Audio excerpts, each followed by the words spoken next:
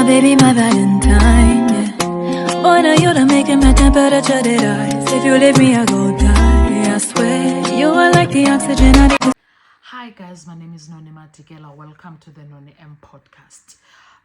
Guys, yes, it's 2025 and I'm hoping and praying so much that this would be a prayer that is answered with like instant in these 2 months of the case of the Senzo Meyiwa murder trial being away, for allowing Nisi to prepare and be thoroughly prepared for cross-examination of accused number 1.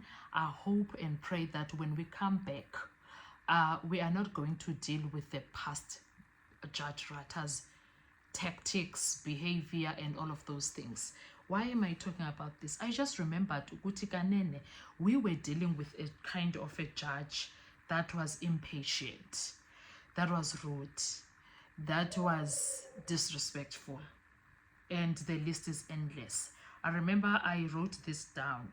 I wrote this down, and I remember I was so hurt on this day because Ngomezulu even did this. He was so angry at Judge Rata, the way he was treating him. He even went as far as doing this, guys. So I'm gonna read an article also. I remember I wrote this down. A standoff ensues between the defense and judge in Meyiwa trial. Tempers fled in the Senzo Meyiwa murder trial on Wednesday afternoon as defense counsel for accused 1 and 2, advocate Thulani Mgomezulu, accused Judge Rata Mkwadleng of interfering with his cross-examination of the witness. This was the time that Mgomezulu was cross-examining old Brigadier Geninda. In an apparent standoff between Mgomezulu and Mkwadleng, sounding apparently peeved, the defense advocate requested matters to be stood down, but the judge, seemingly calm throughout the impasse, would not give in. He was not even calm. He was rude. "My lord, must I still proceed with the cross-examination?" asked Mgomezulu angrily. This when Mgomezulu put it to the lead investigator in the Senzo Meyiwa murder case, Brigadier Bongani Geninda, that his client Muzi Sibia was formally charged in relation to Meyiwa murder in August 2020, but was only served with a notice of his rights, SEP 14A, in relation to that arrest almost 2 months later, a day before his 27 October 2020 court appearance.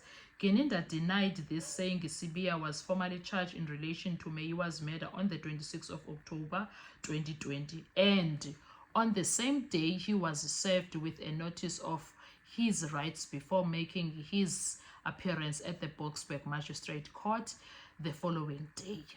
Hang on.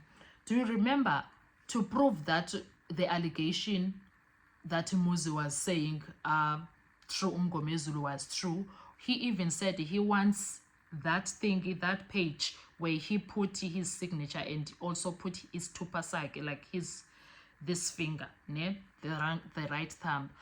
The police never brought that. It was never found. It was not anywhere. They never brought it. It was going to show dates. It was going to show his tumba. It was going to show these fingers, and it was never. We never found it. Mgomezulu was shown. And then Geninda denied this, saying Sibia was okay.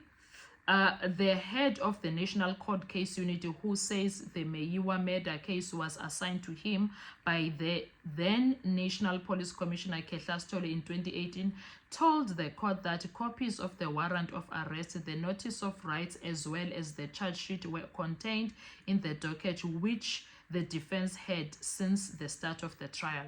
Battle lines were drawn. The judge referred to a charge sheet which he argued corroborated the witness evidence, and from there the gloves were off.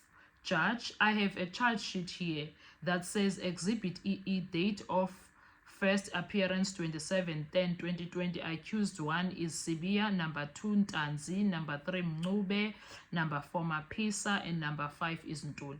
Is this what you are referring to? Say Ukininda, that's what I'm referring to. Judge, yeah, let's show some people here because it appears I know the case better. Some people here, better than some people here.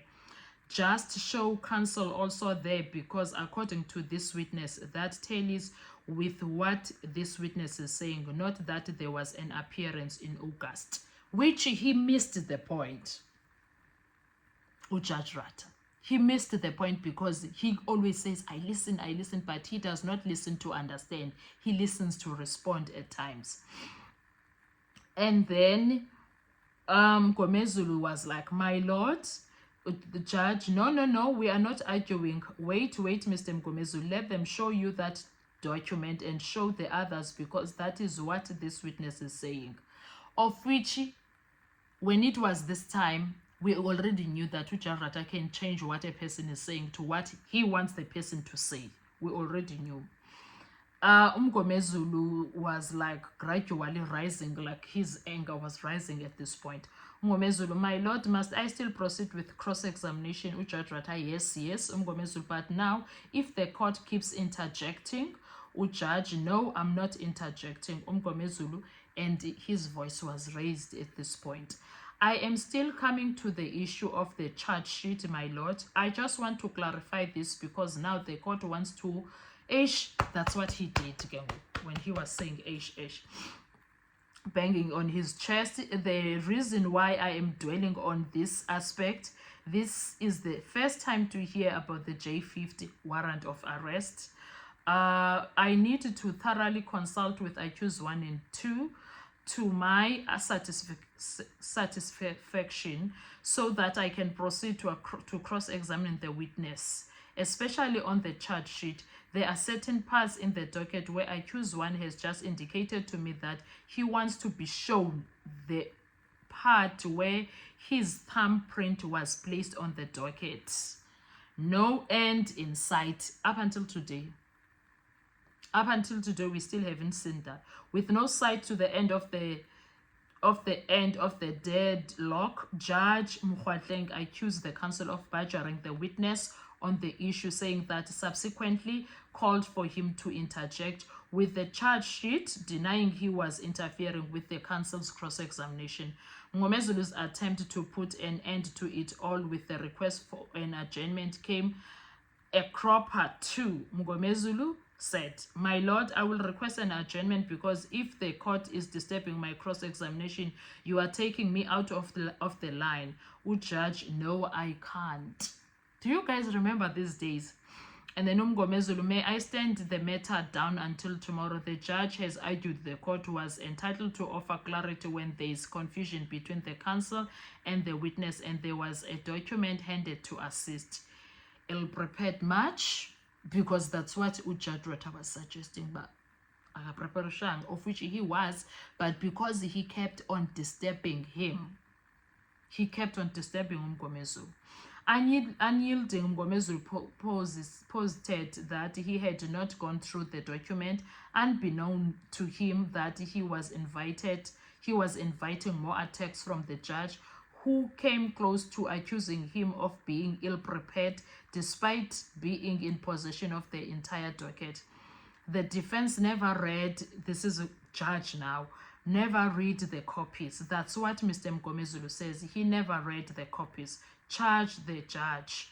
Geninda says the copies were furnished to the defense, and I am saying the defense never read the copies because you are saying you want to familiarize yourself with the copies. What a big lecture after that. But Mkhwatleng was not yet done, giving Mgomezulu a lecture on how the defense should prepare. Before counsel stands up and examines a witness like this, counsel has prepared, he has read the papers, he has read the charge sheet, he has read everything. That's how I know it is being done. You read everything so that when you cross-examine this witness, you are informed of the case you want to present to him, and you are informed of the state's case, but You, Mr. Mngomezulu, you stand up and say you haven't read this document and this witness tells you what he has done, and now we are talking at cross purposes. To his defense, Mngomezulu says he only joined the trial at the stage of the trial within the trial about the admissibility of confession statements by accused 1 and 2, pointing out by accused 1 as well as warning statement by the 3 other accused. Mngomezulu has requested Ukininda to bring a docket to indicate the date on which the accused was formally charged. The trial then was postponed to the following day. Do you guys remember this day? These are the times and the things that really irritated us and made us to feel like Judge Rata is something else. And he was really, really pissing the hell out of me these days. He wouldn't wait, or he wouldn't miss an opportunity to derail or to make sure he thought process yomuntu uyayithatha ayisele, so that they forget what they wanted to ask. That's what he was doing these times, Judge Rata. He's been like this.